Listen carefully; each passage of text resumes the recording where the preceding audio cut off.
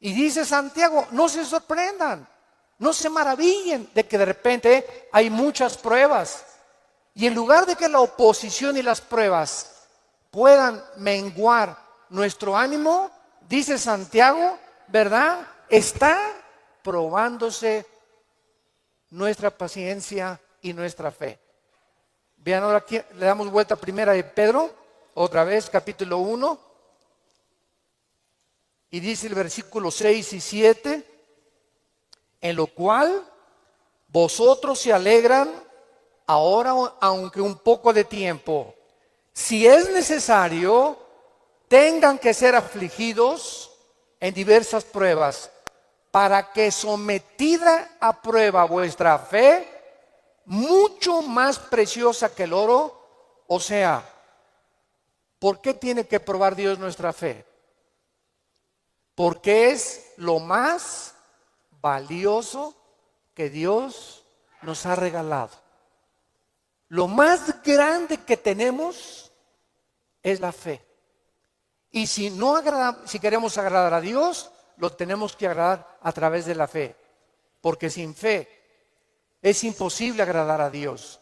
Por lo cual tenemos que entender por qué vienen pruebas, por qué me robaron mi coche, por qué tuve este problema con mi esposa, por qué este problema con mis hijos, por qué este problema en la iglesia, por qué este problema en el trabajo, por qué está el mundo ahorita como una olla hirviendo, donde las naciones están a un punto de una conflagración internacional. Aunque sabemos bíblicamente que si explota una guerra en Europa o en el Medio Oriente, no es todavía la tercera guerra mundial. En estos últimos meses, todas las invitaciones que he recibido han sido en radio, en televisión, con iglesias, con alianzas de pastores, para explicarles que esta guerra no es la tercera guerra mundial, que la Biblia nos habla claramente que falta mucho para la tercera guerra mundial y que este es lo que va a pavimentar el camino para el surgimiento del anticristo en el Medio Oriente. Entonces, estas pruebas, dice la Biblia, son importantes porque nuestra fe es la que tiene que ser probada. Ya sea en el trabajo, en la escuela, en el vecindario, etcétera, etcétera, estamos rodeados de personas que no les caes bien porque eres cristiano. Estás rodeado de amigos que cuando les comienzas a decir que eres cristiano, te van a comenzar a perseguir y a burlar. Porque el mundo está bajo el control del maligno y nosotros vamos de paso nada más. Somos un ejército que venimos a resistir al mal. No nos mandó Dios a terminar con el mal. Nos mandó a resistir hasta que Cristo venga. Se acabarán entonces las guerras y podremos recibir las coronas de gloria. Ahora muy bien, en esta sección se nos advierte, en la de primera de Pedro, acerca de otra prueba. Regresamos al capítulo 4, primera de 4, versículo 12. Y esta prueba es especial, porque le llama el Espíritu Santo fuego de prueba. ¿Qué hace el fuego? ¿Qué hace el fuego? Purifica. El fuego purifica y saca el verdadero valor. Las pruebas que nos vienen a nosotros es precisamente cuando un maestro no te hace exámenes. ¿Cómo va a saber el maestro si tú estás calificado para pasar a la preparatoria? Forzosamente tenemos que ser examinados, ¿verdad? Con pruebas. Ahora tú te puedes preguntar, ¿qué Dios no sabe si voy a pasar o no voy a pasar la prueba? ¿Para qué nos hace pruebas Dios? Los maestros, yo entiendo que es para saber el coeficiente intelectual o la intelectualidad o el conocimiento que tienen los alumnos. Pero Dios, ¿por qué nos prueba? ¿Cuál es la respuesta? Dios sabe lo que hay en tu corazón, pero Él quiere que nosotros sepamos lo que hay en nuestro corazón. Que descubramos a través de las pruebas cuánta maldad hay dentro de nosotros. Cuántas cosas hay dentro de nosotros que necesitan ser quemadas todos los días. ¿Cuántas cosas hay dentro de nosotros? Porque aunque seamos cristianos, seguimos teniendo el potencial de ir en contra de las leyes de Dios. Por eso dice en Gálatas 5, las obras de la carne son esto y esto y esto: fornicación, adulterio, borracheras, drogadicto, hechicerías, ocultismo, etcétera, etcétera. Un cristiano puede caer en las cosas que él practicaba antes de que fuera cristiano, si el cristiano abandona a Dios. Y cuando descubrimos la maldad que hay dentro de nosotros, ¿qué podemos hacer? Gritar como Pablo en Romanos 7: miserable de mí, en mí no mora el bien. El bien que quiero hacer no lo hago, lo que no quiero hacer, eso hago. Entonces encuentro que en mi mente me dice: no fumes. El cigarro te va a molar los dientes, la lengua, la faringe, el esófago, la tráquea, los pulmones, el corazón. ¿Y por qué sigo fumando? Veo otra ley. Mi mente me dice: estás mal, pero mi corazón me dice: hazlo. Y mi carne le gana a mi razonamiento. Y entonces Pablo dice: miserable de mí, y dichosos los que han descubierto esto. Oh Dios mío, ¿por qué volví otra vez a prender el canal de la pornografía? Yo no quería ver esa pornografía. ¿Por qué caí ayer con mis amigos y me emborraché la semana pasada? Soy cristiano, ¿por qué lo hice? ¿Por qué le grité a mi esposa como le debía haber gritado, no debía haberle gritado? ¿Por qué lo hice? Y qué mal nos sentimos cuando comenzamos a descubrir esa maldad. Y qué buen síntoma es que digas: ¿por qué lo hice? Eso muestra que tenemos al Espíritu Santo, que nos está redarguyendo, que nos está diciendo: esto que hiciste está mal. Antes lo hacías y no te importaba y te dormías ni pedías perdón, pero ahora cuando pecamos nos damos cuenta, nos entristecemos, nos llenamos de una ansiedad tremenda en el corazón, porque no tenemos paz. Es la paz que nos quita Dios hasta que vengamos a la cruz y le pidamos perdón, y la sangre de Cristo nos limpia de todo pecado.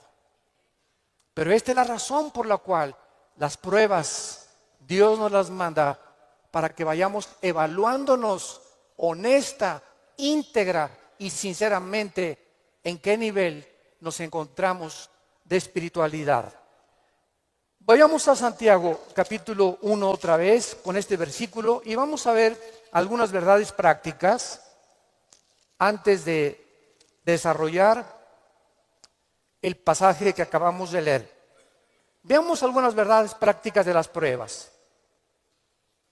En primer lugar, las pruebas son algo común en la vida cristiana. Dice Santiago: cuando os halléis en diversas pruebas.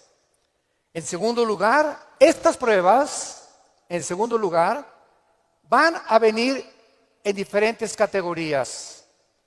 De repente, estás tranquilo, eres deportista, tomas vitaminas, estás perfectamente sano y te vas a hacer unos exámenes de sangre, y las radiografías y la biometría hemática de sangre te dice el médico: tiene usted cáncer, o tiene usted diabetes, o padece usted un problema, ¿verdad?, renal, etcétera, etcétera. En el momento que oímos esta noticia, toda nuestra vida cambia. En ese momento dices: ¿qué me está pasando? ¿Cómo me pudo suceder esto a mí? Fue una prueba de fuego. O de repente tu hijo cayó y chocó, o tu hija se mató, o tu esposo se murió, o se cayó tu casa, o se incendió tu coche. Nunca sabemos qué va a suceder el día de mañana. Entonces tenemos que estar preparados para entender que estamos en un mundo donde somos vulnerables y donde cualquier cosa puede suceder, Y Dios lo va a permitir con un propósito siempre, siempre santo, que va a resultar para un bien. Cuando oigas de ese accidente, de esa enfermedad y de ese problema, no lo entendemos. ¿Qué está pasando en la iglesia? ¿O qué pasó en mi casa? ¿O qué pasó con el gobierno? ¿O un golpe de estado? No entendemos cuando explota una bomba. Hay mucho humo y no se puede entender qué es lo que está pasando. ¿Qué verdad? No hay verdad. ¿Será mentira? ¿Será melón? ¿Será sandía? Y no es hasta que el humo se va, pasa una semana o 2 semanas, cuando comienzas a ver y a entender. Si tú en esa prueba, escúchame muy bien, durante esa prueba que estás atravesando, no te sueltas, pase lo que pase en tu vida.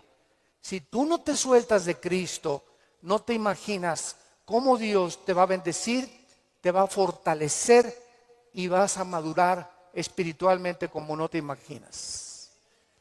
¿Qué se probó cuando te dijeron que estabas enfermo? ¿Qué se probó cuando oíste que te robaron tu coche? ¿Qué se está probando cuando perdiste el trabajo? Se está probando nuestra fe.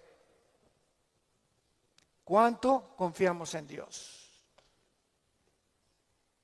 Cuando se va tu esposa o te abandona su esposo, ¿qué vas a hacer? ¿Te vas a recurrir a las drogas? ¿Te vas a emborrachar? ¿Vas a renegar contra Dios? ¿Para eso soy cristiano? ¿Me quitaron mi trabajo? ¿Por qué si yo diezmo regularmente me quitan mi coche? Dios, yo no lo entiendo. ¿Y por qué me corren de mi trabajo si sabes que tengo que mantener a mi familia? Dios está buscando que nosotros veamos nuestra reacción, porque nuestra reacción determina el nivel espiritual que tenemos de fe. Y es precisamente en esas pruebas, en esas reacciones, donde Dios sabe cómo vas a reaccionar. Vamos rápidamente a Génesis capítulo 22. En el Antiguo Testamento. Y veamos las pruebas de fuego que pasó Abraham.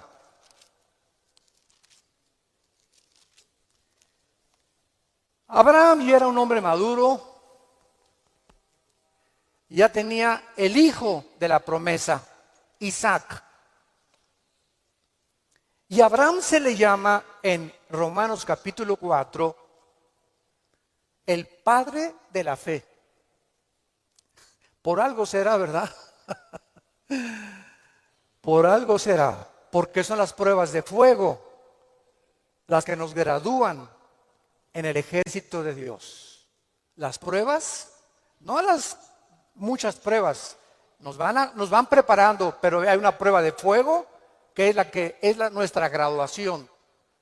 Cuando ya Dios se da cuenta que no importa lo que pase en tu vida, nunca te soltarás de Él.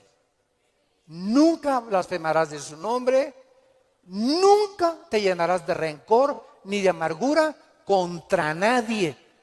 Hayan hecho lo que te hayan hecho o lo que nos hayan hecho, el veneno más grande que nos impide graduarnos es la amargura. Es el veneno más grande de la vida cristiana.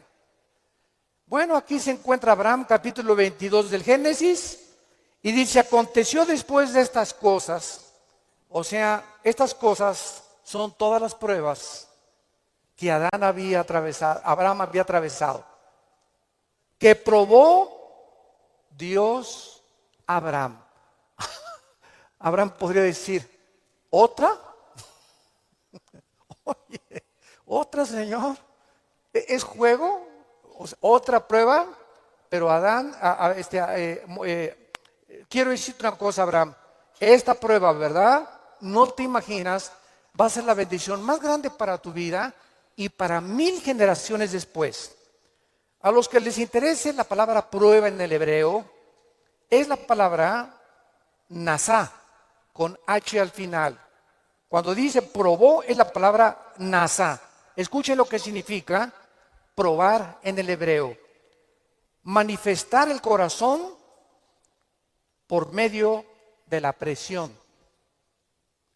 No es hasta que la presión viene a nuestras vidas que se sabe lo que tenemos escondido en el corazón. ¿No es cierto? No es bajo la presión donde se prueba el carácter de los hombres. Bajo la presión. Dice la Biblia, esto es lo que Dios quería hacer, poner presión en Abraham para darnos un ejemplo a nosotros de cómo reaccionar.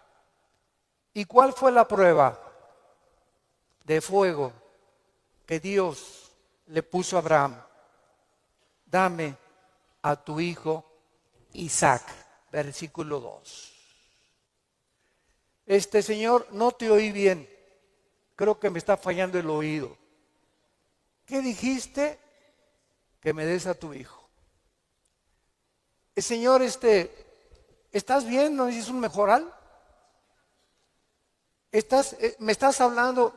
¿Eres tú? ¿No será un demonio el que me estará hablando? Señor, tú me dijiste que este hijo era el hijo de la promesa, no era Ismael. Tú me prometiste que era Isaac y la semilla de Isaac, el esperma de Isaac, la descendencia de Isaac, donde el Mesías, el Salvador que has prometido, iba a venir. ¿Cómo me lo pides? ¿Y cuál es la respuesta de Isaías 55, 8 y 9? Mis pensamientos no son vuestros pensamientos, y mis caminos no son vuestros caminos, ovejas santas, amadas de Dios. Así como los cielos son más altos que la tierra y mis pensamientos más altos que ustedes, así es como yo tengo que pensar para que ustedes comiencen a entender que yo no pienso como ustedes y que la fe es mantenerte de pie y seguir creyendo aunque no haya explicación inmediata. Señor, no entiendo qué pasó con mi casa, no entiendo por qué perdí el trabajo, no entiendo lo que está pasando, no entiendo esto, no entiendo aquello, pero como dijo Job, aunque tú me matares, seguiré confiando en ti. Y seguiré esperando y sabiendo que cuando se disipe el humo y entienda tus caminos, tienes algo mejor para mi vida. Esa es la fe. ¿Y qué hizo Abraham? No abrió la boca, no discutió. No vemos aquí que se puso al brinco con Dios. Abraham, Isaac, ven hijo mío. Muchachos, los siervos de Abraham, traigan la leña. Y entonces los dejó ahí en el monte a los siervos y agarró a Isaac y comenzaron a subir al monte Moriah. Escuchen, el monte Moriah fue donde Dios no perdonó a su hijo. Dios perdonó a Isaac, pero Dios no perdonó en el mismo monte a su hijo Jesucristo 4000 años después. Y cuando iban camino al monte, le dice Isaac a Abraham: Padre, ¿dónde está el sacrificio? Y Abraham no le dice nada. Dios proveerá. Y entonces se acuesta Isaac y lo amarra a Abraham, y cuando levanta la mano, dice el versículo 10 y el versículo 11, y extendió Abraham su mano y tomó el cuchillo para degollar a su hijo. Entonces el ángel de Jehová le dio voces del cielo y dijo: Abraham, Abraham. Y él respondió: heme aquí. Y dijo: no extiendas tu mano sobre el muchacho, ni le hagas nada, porque ya conozco que temes a Dios, por cuanto no me rehusaste darme a tu hijo. Dios, síganme con cuidado, no estaba buscando el sacrificio de Isaac. Dios estaba buscando el sacrificio de las emociones y los sentimientos de Abraham.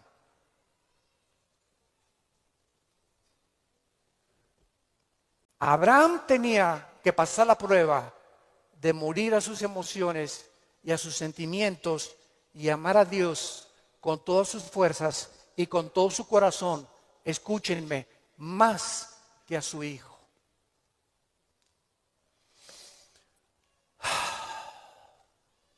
En el Nuevo Testamento se acercaron a Cristo, se los voy a explicar con más detalles, y le dijeron, ¿cuál es el más grande mandamiento?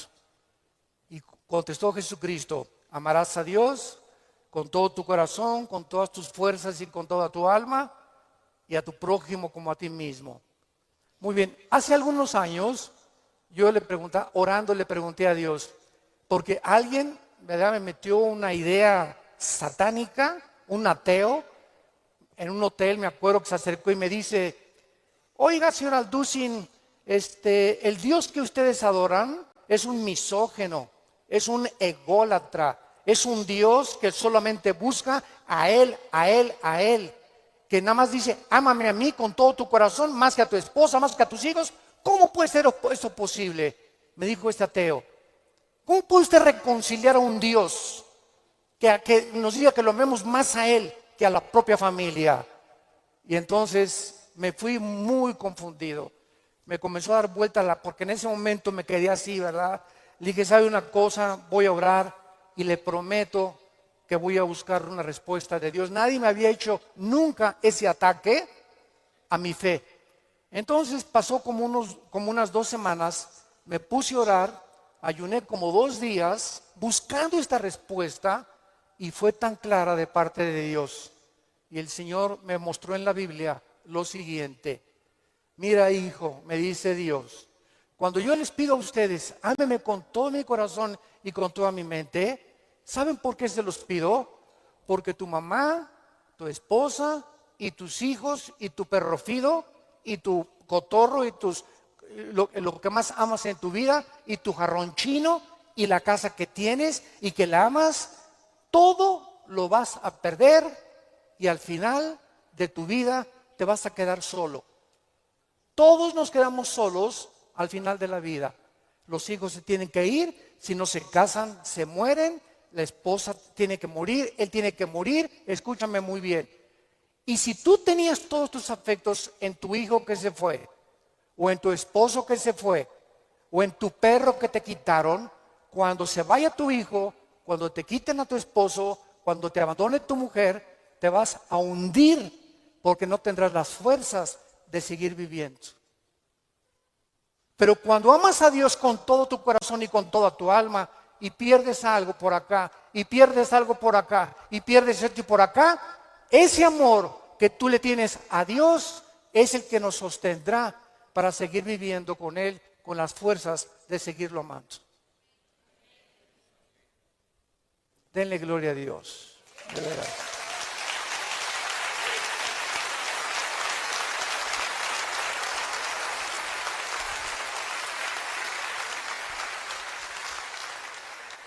La fe es creer aunque no entendamos. Si Dios lo dijo, tiene una razón. Detrás de cada mandamiento de Dios se encuentra la sabiduría de Dios. Cuando Dios le dice a los jóvenes, no forniquen ni tengan relaciones sexuales antes de casarse, gritan los jóvenes y protestan los jóvenes. ¿Nos quieres quitar la felicidad? ¿Qué tiene? Así nos vamos a conocer mejor antes de casarnos. Pero detrás de esa prohibición que Dios tiene es el inmenso amor que Él nos dio desde la cruz. Por amor te lo digo, jovencita, te dice Dios, por amor que te tengo, joven que me escuchas. Tú no te imaginas las consecuencias de la fornicación. Vas a los 18, 19 años a ver crecer tu pancita, te vas a tener que salir de la escuela, él va a resultar con que no te quiere. Es increíble que por no haber puesto a ustedes freno en sus relaciones meses antes, hayan ustedes acabado en un pecado que se llama la fornicación. Dios es sabio y nos dice a los casados, no cometerás adulterio. Dice Salomón en Proverbios 6, versículo 32, El que comete adulterio es falto de entendimiento, corrompe su alma el que tal hace. El que comete adulterio echa a perder su matrimonio, sus hijos, los celos, la infidelidad, que tarda años en poder levantarse. ¿Y todo por qué? Por tu ego, por tu orgullo, por tu vanidad de querer irte con una muchacha más joven o con otro hombre sin tomar en cuenta a tu propia familia. Es el ego siempre el enemigo de nuestro Dios. Dios sabe por qué nos da las provisiones que nos da, porque nos ama y quiere lo mejor para nuestra vida. Y finalmente aquí en estas verdades prácticas en Santiago encontramos también, ¿verdad?, que las pruebas prueban la fe que tenemos y la fe nos muestra cuánto confiamos en Dios. Dice en el Salmo capítulo 11, versículo 1 y 2. En Jehová he confiado. ¿Cómo decís a mi alma que escape al monte cual ave? Porque aquí los malos tienden el arco, disponen sus saetas sobre la cuerda, para asaetear en oculto a los rectos de corazón. Si hubo un hombre perseguido, calumniado, vituperado, despreciado entre los héroes de Dios, fue el rey David. A los 17, 18 años lo ungen: Samuel, tú vas a ser rey de Israel. Ah, dice David, qué suave. Bueno, pasaron casi 12 años. Vean esto. Desde que lo ungen con sus hermanos, pasaron 12 años, hasta los 30 años de edad. 12 años de pruebas. El hombre que Dios había escogido para sentarlo en el trono de Israel tenía que ser probado. Y tenía que ser probado en la amargura, en el rencor, en la confianza en Dios, en saber que no importa, aunque me rodee un ejército y aunque tenga las miles de amenazas, Dios es mi salvación, mi fortaleza y mi luz. ¿De quién temeré? Dice el Salmo 27. ¿De quién temeré? Es el temor dentro de nosotros lo que nos impide confiar en Dios. Ay, tengo temor que si me entrego a Dios me va a pasar esto. O tengo temor que si hago estas cosas me va a pasar aquello. Ese temor lo tienes que vencer. Porque Dios no nos ha dado espíritu de temor, sino de valor, de poder y de amor propio. Entonces tenemos que entender que las pruebas forman parte de la vida cristiana. Regresamos a nuestro pasaje de 1 de Pedro y examinémoslo rápidamente. Dice nuestro pasaje: no se sorprendan, amados, del fuego de prueba que os ha sobrevenido, como si alguna cosa extraña aconteciera. Número 1, se nos advierte cómo no debemos de reaccionar: con sorpresa. No debemos reaccionar con sorpresa. No puedo creer lo que me está pasando. Más te vale que lo creas. No puedo creer que mi noviecita me dijo que yo me parecía a John Travolta, hermano, y me dejó por otro y se fue. No lo puedo creer. No puedo creer que mi esposo me haya abandonado.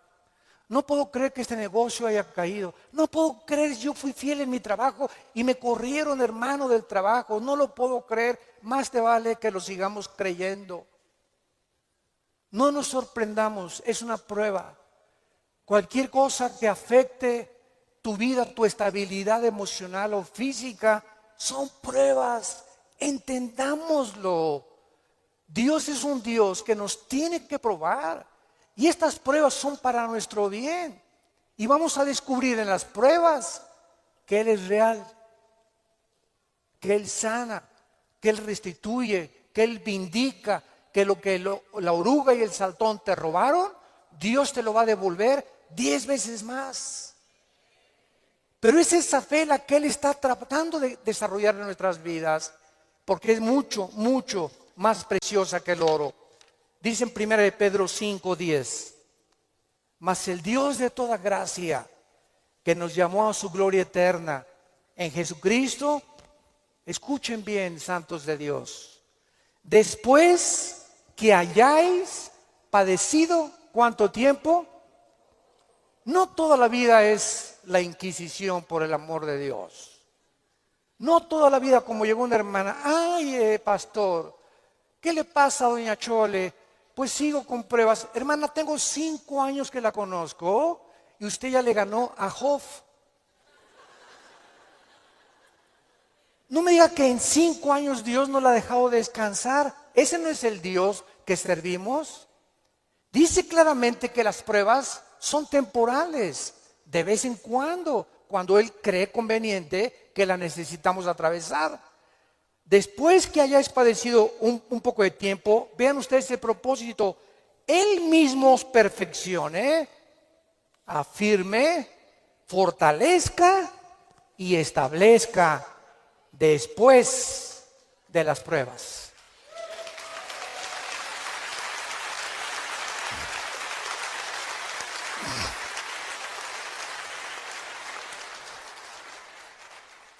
Ahora, veamos lo que tenemos que hacer. Primero de Pedro, en nuestro pasaje capítulo 4, versículo 13. Número 1, se nos manda que cuando te digan, te robaron tu coche, se fue tu esposo, se fue tu esposa, te pasó esto, te pasó aquello, te goces. Cualquiera diría, ¿está usted loco? ¿Está usted loco? ¿Cómo voy a gozar cuando me dijeron que tengo diabetes? ¿Cómo voy a gozar cuando me robaron la cartera, el cristalazo que me... Hermano, ¿no está viendo cómo estoy? Que tengo aquí un martillo para encontrar al que me rompió el carro. Le voy a dar un martillazo en la cabeza si me lo encuentro. O mi esposo, ¿verdad? Con la cara de cocodrilo. Qué bueno que se fue el cocodrilo y que se fue, ¿verdad? Ten mucho cuidado que tu reacción sea de gozo. Y les voy a explicar lo que se encuentra detrás. Cuando Job llegaron y le dijeron, quemaron tu rancho, tus camellos, tus ovejas, tus vacas y tus hijos. Y estoy seguro, por la clase de esposa que tenía, que si ella se lo hubieran llevado, hubiera estado más contento. Y a propósito, Dios se la dejó a ella. Yo entiendo cada vez más a mi Señor. No por ti, mi amor, mi esposa no va a creer. Y entonces la esposa llega, ¿verdad? Y le dice a Job, maldícelo. Maldice a Dios. Y contesta Job y le dice a la esposa, vean la calidad moral y espiritual y de fe que tenía este hombre en Dios. ¿Qué acaso recibiremos de Dios solo lo bueno y no lo malo? Bendito sea el nombre de Dios, porque Él da y Él quita en su soberanía. Qué tremendo, ¿verdad?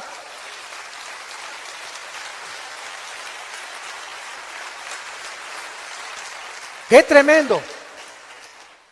Entonces, en ese momento, cuando somos asaltados por dudas y malas noticias, en otras palabras, porque son malas noticias, en ese momento tengamos mucho cuidado de no permitirle a nuestro corazón que nos gobierne la lengua, porque la abundancia del corazón habla la boca. Entonces, en lugar de preferir maldiciones o acusaciones, o eres tú Dios, o compartirlo con otras personas, híncate. Filipenses 4, 6 y 7. Híncate y dale a conocer a Dios. Señor, no entiendo lo que está pasando. No entiendo por qué me pasó esto. ¿Por qué esta enfermedad? Oh Dios, no entiendo, pero quiero seguir confiando en ti. Solo te pido que mientras esto pasa y no lo entiendas, me fortalezcas y me muestres la razón para que yo pueda seguir bendiciéndote y adorándote. Es el tiempo más difícil de nuestra vida cuando no entendemos lo que está pasando. Vamos rápido a 2 Corintios capítulo 12. 2 Corintios capítulo 12 y veamos lo que le pasó al apóstol Pablo y la forma como él reaccionó. 2 Corintios 12.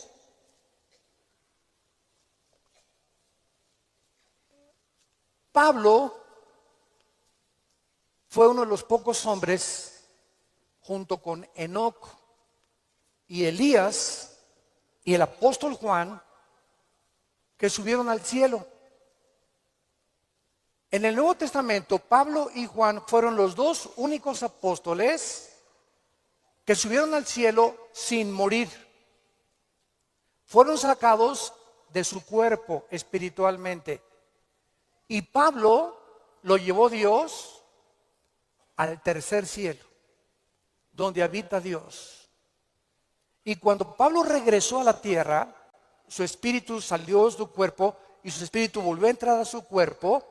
Pablo dice que lo que él oyó allá en el cielo y lo que él vio, no había palabras humanas para poder describirlo.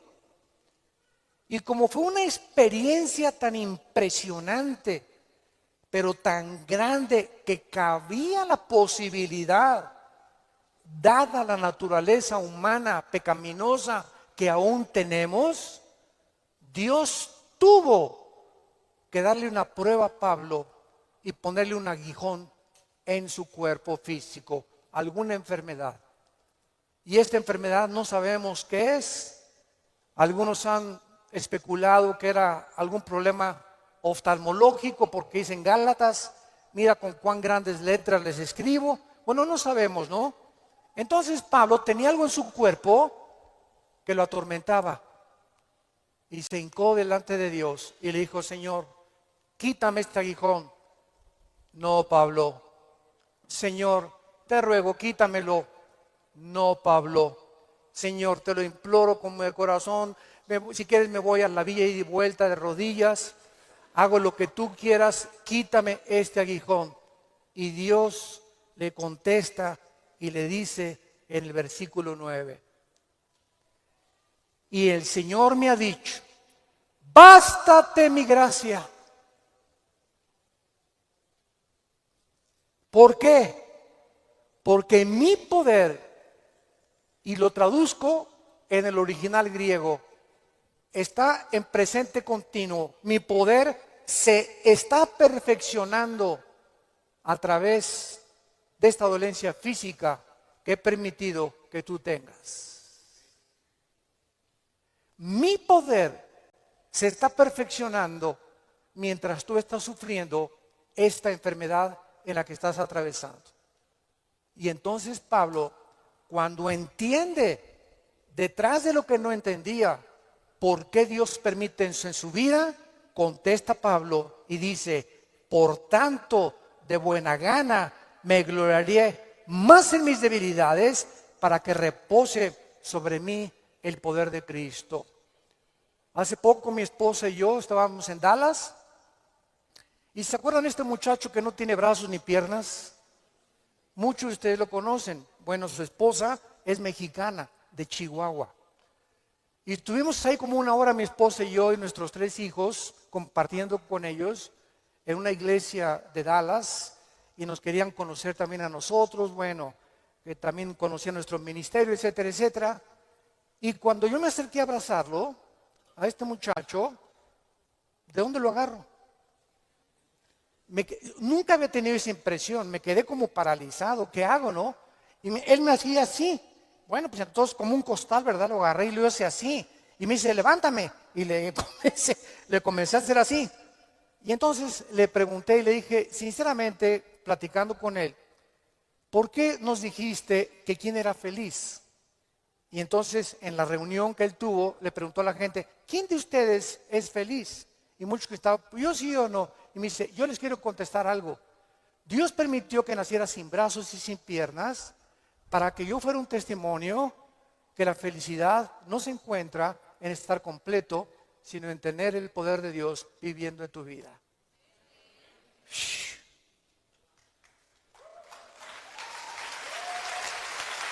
¡Qué tremendo!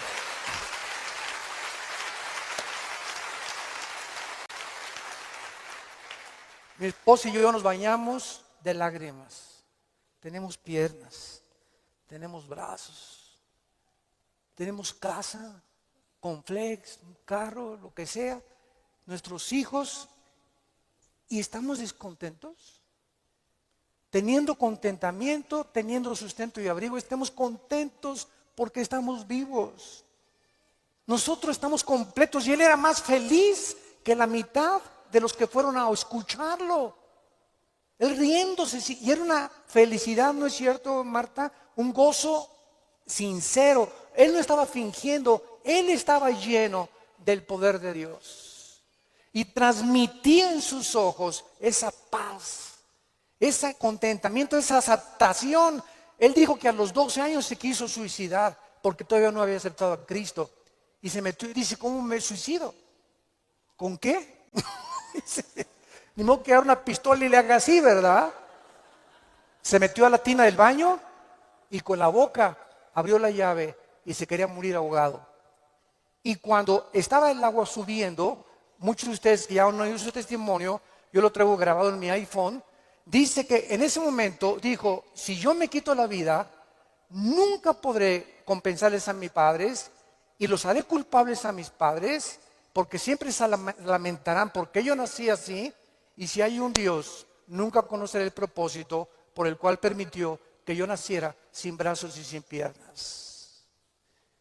Y apagó la llave y le dijo, yo no entiendo, al año se convierte a Jesucristo. Y ha ganado millones de almas. Dios entre uno, dicen que hay uno entre 15 o 20 millones de seres humanos que nacen así. A este muchacho Dios lo escogió Dios para dar un mensaje al mundo. La felicidad no está en el dinero, ni en tener salud, ni en tener casa, ni en tener vehículos, sino si tú tienes a Jesucristo y la paz de Él que sobrepasa todo entendimiento. ¿Saben ustedes por qué el astrofísico Stephen Hawking negó a Dios antes de morir?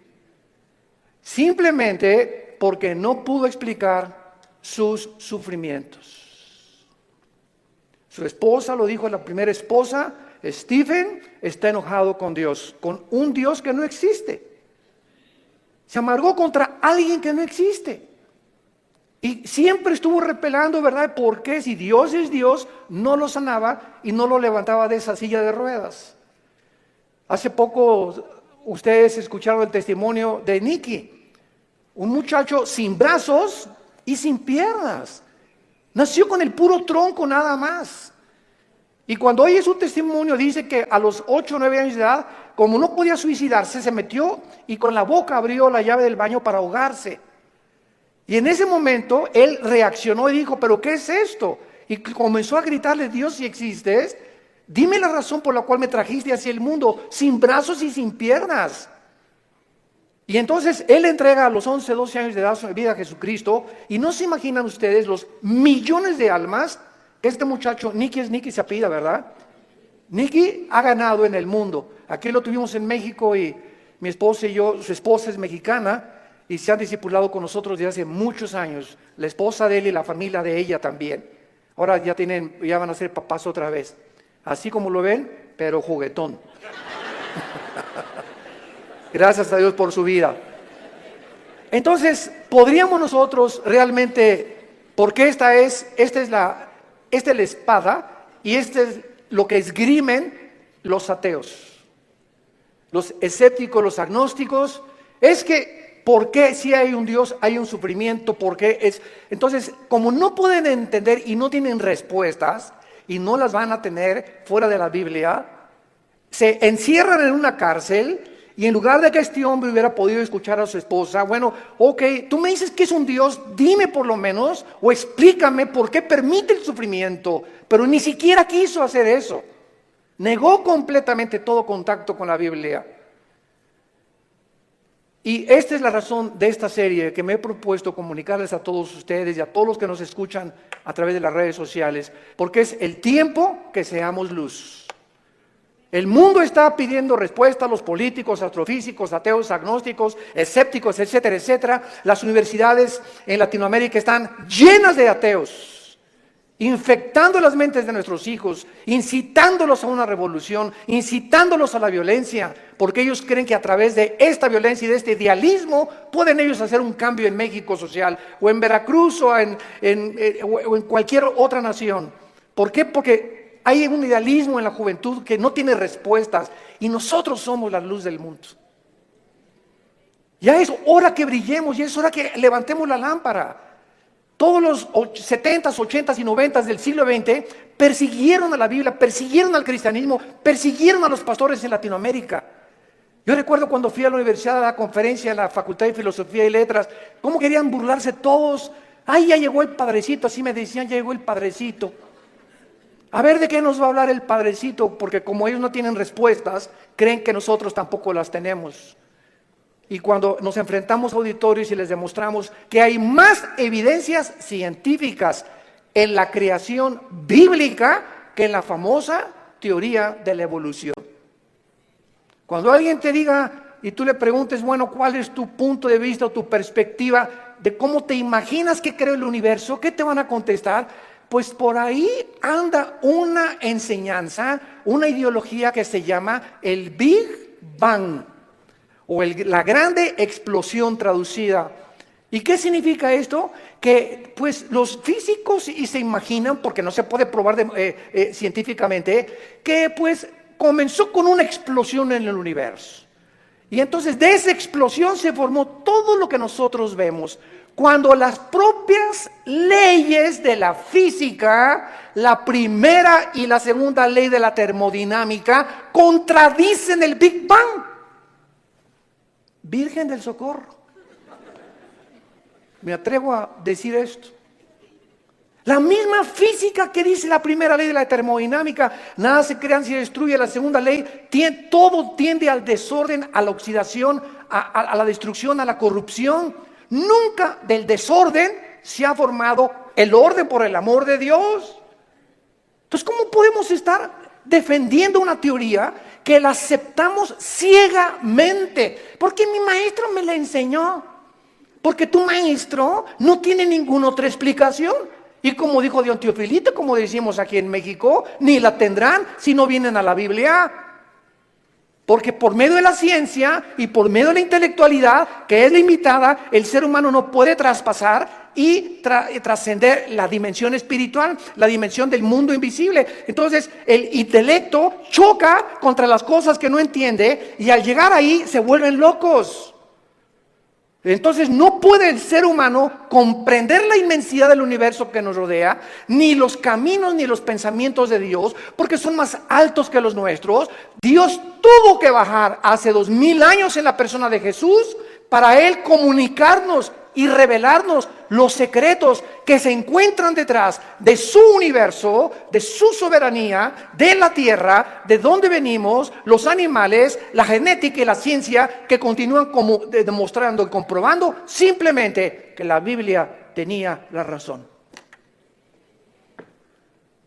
Ya es hora de hablar, y es hora de tener una confrontación directa, porque el mundo se está hundiendo en la confusión teológica, en la confusión ideológica.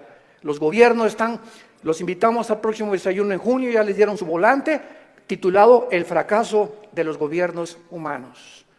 Otra vez, ¿verdad? Vamos a examinar todos los gobiernos, nazismo, fascismo, monarquías, democracias, etcétera, etcétera. ¿Por qué ninguno ha funcionado? ¿Por qué siguen peleándose? ¿Por qué ahorita ya los partidos políticos en todas partes del mundo, ya sus convicciones, los estatutos en los que formaron sus partidos están deshaciéndose y contagiándose con el otro? Es como si nosotros dijéramos, soy cristiano pero me voy a juntar con los mormones y con los musulmanes.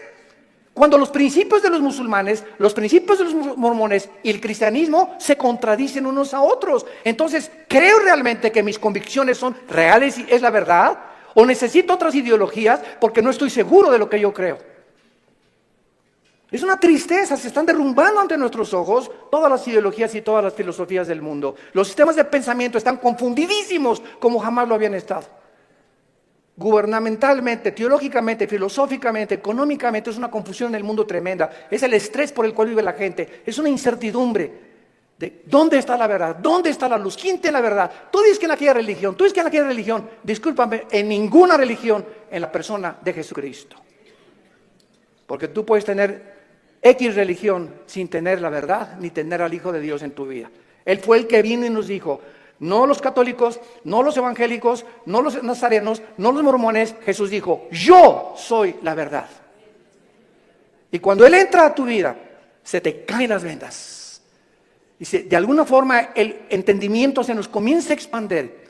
Y solo Dios, el Espíritu Santo, puede hacer que nuestra mente se abra para que cuando vengamos a la Biblia podamos entender, porque la Biblia, el autor es el Espíritu Santo, necesito al Espíritu Santo morando en mí para comprender los pensamientos de Dios.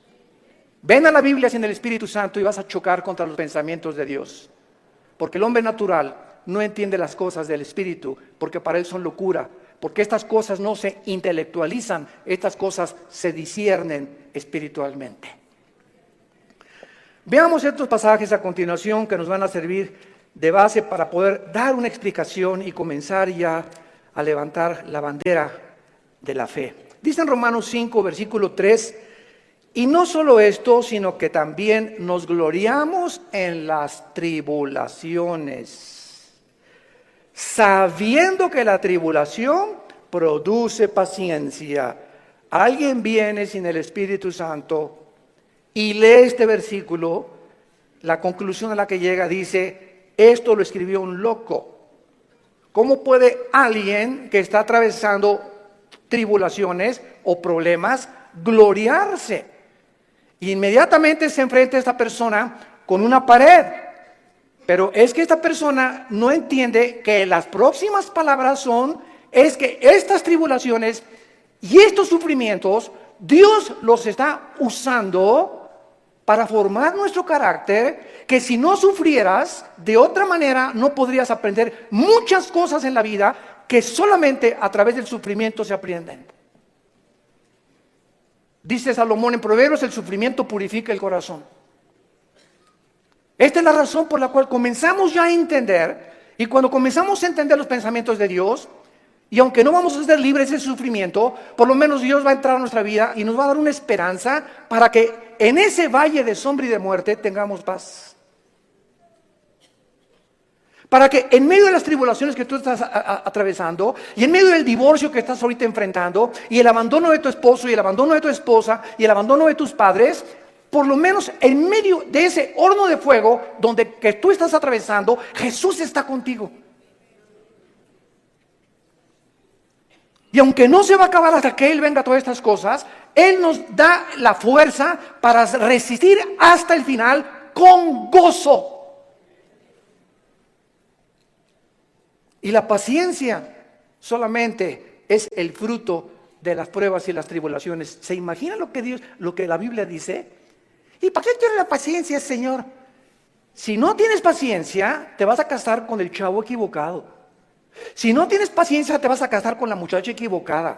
Si no tienes paciencia y eres una persona impulsiva que compras y vendes, etcétera, etcétera, sin meditar ni reflexionar nada, vas a comprar la casa equivocada, el carro equivocado, el viaje que Dios no quería que hicieras lo vas a hacer por tu impaciencia, porque por naturaleza somos impacientes.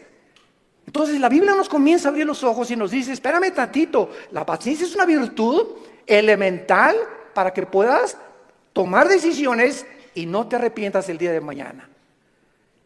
Pues yo quiero la paciencia, Señor. Viene entonces el fuego de la prueba. No tengas miedo de las tribulaciones. Mi esposo, hermano, parece un martillo conmigo y duro y duro y duro y duro. Hermana, pues mientras más, te está haciendo tu esposito, sin que te des cuenta, estás desarrollando una capacidad para aguantar. Que si no quieres hacer eso, pues sácate un cuchillo y vete sobre él entonces. Y acaba con tus problemas. Hace muchos años, quiero irme con mucha calma con estas conferencias porque son muy importantes y tratar no se imaginan, oren por nosotros, por mi esposa y por nosotros, nuestros hijos. Necesitamos mucho de las oraciones de todos ustedes. Y le pido a Dios mucha oración, que siempre que yo estoy enfrente de un público pueda yo tener la capacidad de explicar su bendita y profunda palabra. Hace muchos años había un dramaturgo inglés llamado Oscar Wilde. Y él hizo muchísimas obras de teatro. Yo me acuerdo, tenía como 18, 19 años de edad, formé parte de un elenco teatral llamado Hamlet. Y en una de las cosas que yo tenía que declarar durante el escenario, en el teatro, representando a Hamlet, ¿verdad? Dice así la obra de William Shakespeare: morir, dormir, no más. ¿Qué es más levantado para el espíritu? ¿Levantar las armas contra un piélago de calamidades y haciéndole frente a acabar con ellas? ¿O esperar el sufrimiento y dormir y morir no más? En otras palabras, este dramaturgo, que no era cristiano, pero creía en Dios, Oscar Wilde, y tenía problemas morales, ¿verdad? No nos vamos a meter con eso ahorita. Oscar Wilde pudo entender que en la vida es o mueres o vives. Ahora, escojo vivir, aguántate. Decía mi papá, no chille, agarre piedras.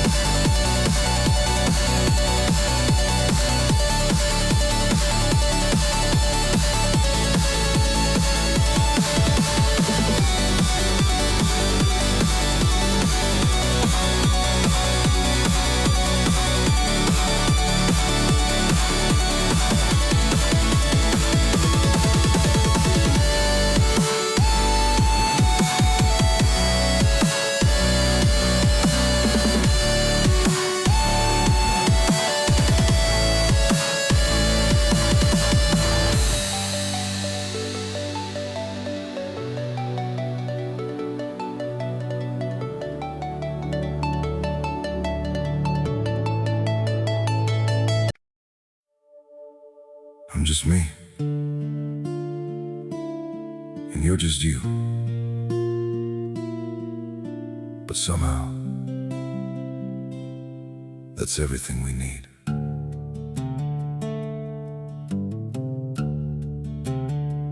I don't have a perfect story, no shining crown to wear, just a heart that keeps on choosing you in every prayer.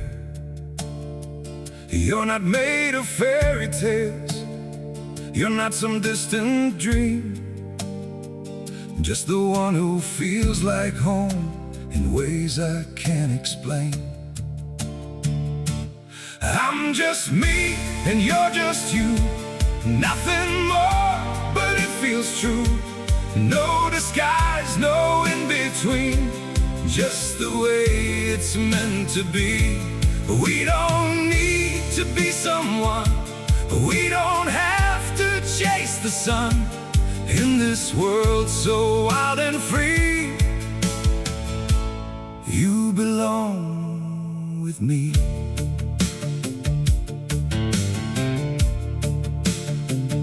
We're not written like a story people talk about for years, but in every quiet moment, you're the one I feel so near.